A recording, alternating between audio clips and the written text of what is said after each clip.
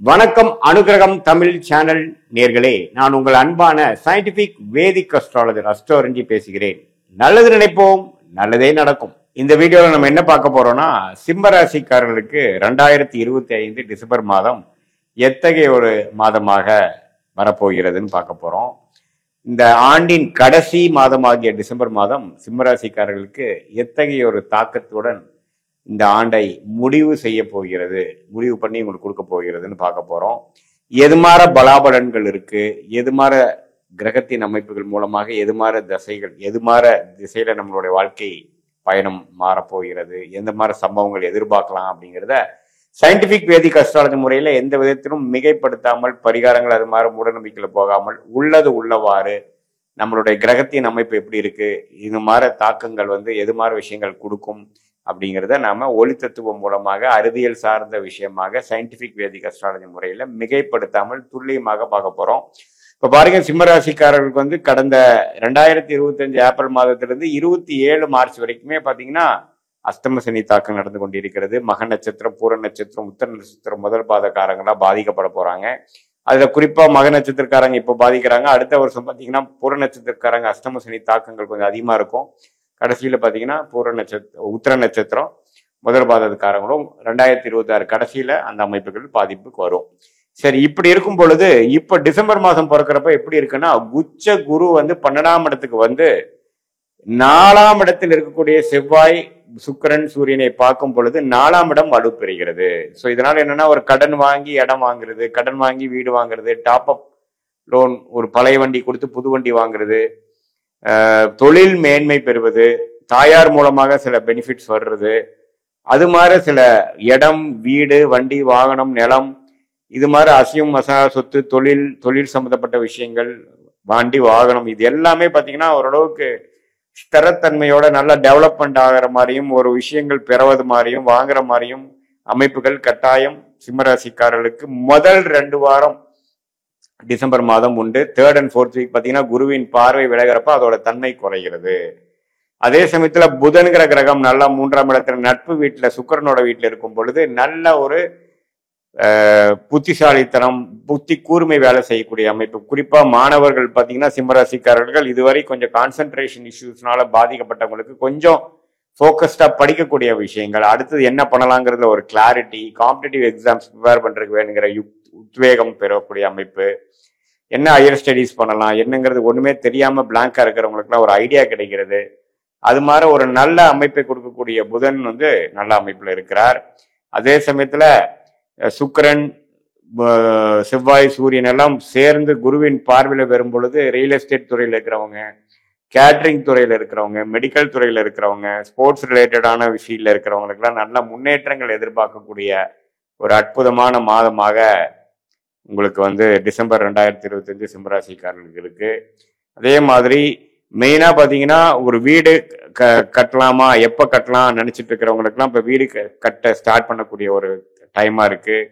வண்டி அப்கிரேட் பண்ணணும், சில விஷயங்கள் நம்ம வீட்டுல சில ஆல்ட்ரேஷன் பண்றோம், சில அப்கிரேடேஷன் பண்றோம். இப்போ சில பேர் பாத்தீங்கன்னா மாடர்ன் கிச்சனா மாத்துறாங்க, சில வசதிப்படுத்திக்கிறதுக்காக சில லிவிங் ரூம்ல சில இதெல்லாம் வாங்குறாங்க, டிவி மாத்துறாங்க. இது மாதிரி சில விஷயங்கள் சாதகமாக செஞ்சுக்கக்கூடிய ஒரு சுப விரயம் செய்யக்கூடிய, அதுல ஒரு சின்ன சுப கடன் இருந்தாலும் ஒரு இஎம்ஐ அது மாதிரி விஷயம் இருக்கிறதுக்கும் வாய்ப்புகள் அதிகமாக உள்ள ஒரு காலகட்டமாக சிம்மராசிக்காரர்களுக்கு இப்படி ஒரு டிசம்பர் மாதம் ஓப்பன் அப் ஆகுதுங்க. First 2 weeks. அதுக்கப்புறம் பாத்தீங்கன்னா 3rd and 4th பாத்தீங்கன்னா குருவின் பார்வையிலிருந்து விலகும் பொழுது பாத்தீங்கன்னா அது கொஞ்சம் அந்த அந்த விஷயங்கள் முடிந்து வேற ரெகுலரான ஒரு விஷயமாகிய பாத்தீங்கன்னா குழந்தைகளுக்கு நம்ம மெனக்கட்டுறது, படிப்பு விஷயங்கள், அதே சமயத்துல கல்யாணத்துல கொஞ்சம் பிரச்சனைகள் இருக்கிறதெல்லாம் கொஞ்சம் பேச்சப் பண்றது, அது மாதிரி சில விஷயங்கள், கருத்து வேறுபாடுகள்லாம் கொஞ்சம் குடும்பத்துல போகிறது, அது மாதிரி விஷயங்கள்லாம் கொஞ்சம் வரும்.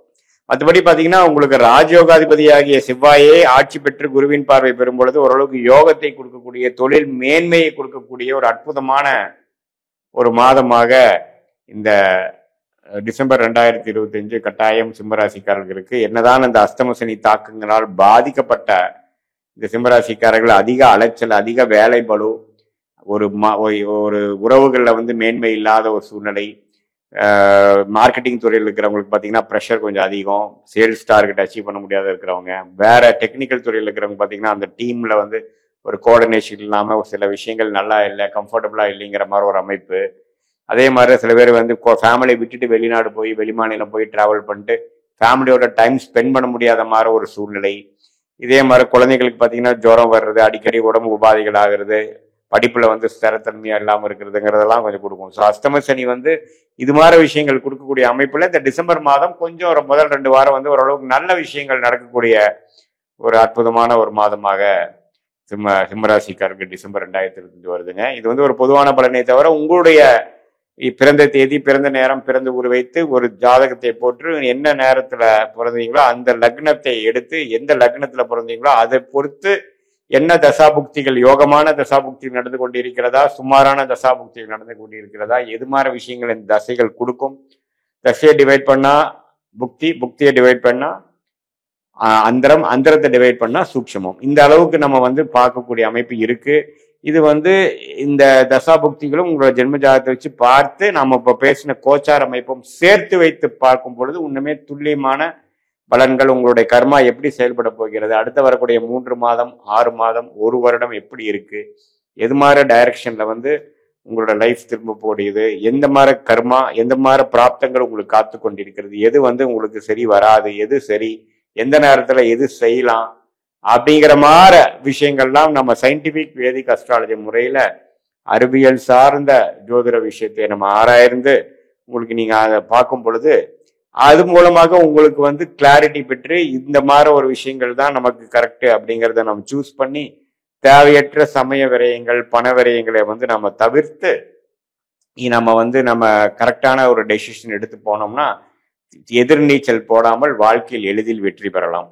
என்னன்னா பெருசா வந்து எதையும் மாற்ற முடியாது. பட் இருந்தாலும் நம்ம வந்து என்ன நடக்க போகிறது, எது நமக்கு வந்து பிராப்தமாக இருக்கிறது, எது நமக்கு வந்து கிளிக் ஆகாது, எந்த நேரத்தில் நம்ம செய்யலாம், கல்யாண விஷயமா இருந்தாலும் சரி, வெளிநாடு போற விஷயமா இருந்தாலும் சரி, தொழில் மேன்மையா இருந்தாலும் சரி, வேலை எப்போ ஒரு நல்லா ஒரு நம்ம வேலை மாற்றங்கள் வரும், அல்லது இருக்கிற வேலையில எப்போ பிரச்சனை தீரும், கடன் பிரச்சனைகள் எப்போ குறையும், இது மாதிரி விஷயங்கள்லாம் நம்ம வந்து இப்ப கடனுக்கு பாத்தீங்கன்னா 6ஆம் வீட்டு தசைகள் வந்து 11ஆம் வீடு கனெக்ட் ஆகிறப்பதான் உங்களுக்கு அந்த கடன் அடையக்கூடிய அமைப்புகள்லாம் இருக்கு. ஸோ அது மாதிரி தசைகள்லாம் உங்களுடைய ஜாதகத்துல எது மாதிரி ஒரு டைம்ல சமயத்துல வருது, அவர் வந்து அது லக்னத்துக்கு நன்மை பயக்கக்கூடிய ஒரு கிரகமாக இருக்கிறாரா, அல்லது அது எந்த மாதிரி அந்த கோச்சாரத்துல வந்து உடனே அது நமக்கு சரி பண்ணி கொடுக்கக்கூடிய அளவுக்கு இருக்கா, அல்லது கொஞ்சம் டிலேஸ் இருக்கா, எப்போ வந்து நம்ம வேகமா போகலாம், எப்போ வந்து நம்ம கொஞ்சம் இருக்கிறத விடாம பாதுகாப்போட இருக்கலாம் அப்படிங்கிறதெல்லாம் துல்லியமாக ஆராய்ந்து நம்ம அதுக்கு தகுந்த மாதிரி நம்ம காய் நகர்த்தினோம்னா நம்ம முதல்ல சொன்ன மாதிரி நிறைய நம்ம வந்து ஒரு 60-70 வருஷம் ஆயுசு நல்லா இருக்கும் பொழுது 80 இயர்ஸ் மேக்சிமம் நம்ம வாழக்கூடிய தகுதி இருக்கு. நம்ம அதுல வந்து நிறைய தேவையற்ற விஷயங்கள், நமக்கு பிராப்தம் இல்லாத விஷயங்களால டைம் ஸ்பெண்ட் பண்ணிட்டு கடைசியா நஷ்டங்கள் வாங்கி தவறான ஒரு சம்பவங்கள், தவறான ஒரு ரிசல்ட்ஸ் எல்லாம் நம்ம பார்க்கும் பொழுது நம்மளுடைய growth நாமளே வந்து குறைச்சிக்கக்கூடிய அமைப்புகளாக இருக்குது. ஸோ இந்த நேரத்துல தான் வந்து சயின்டிபிக் வேதிக் அஸ்ட்ராலஜி முறையில நாம கரெக்டா கன்சல்ட் பண்ணிட்டு எது பெஸ்ட் நம்ம பண்ணலாம், எந்த நேரத்துல பண்ணலாம்னு எடுத்து அந்த முடிவுக்கு ஏற்ற மாதிரி நம்ம திட்டங்களை தீட்டி வாழ்க்கையில் செயல்பட்டே ஆனால் கண்டிப்பாக வெற்றி பெற முடியும் என்று சொல்ல விரும்புகிறேன்.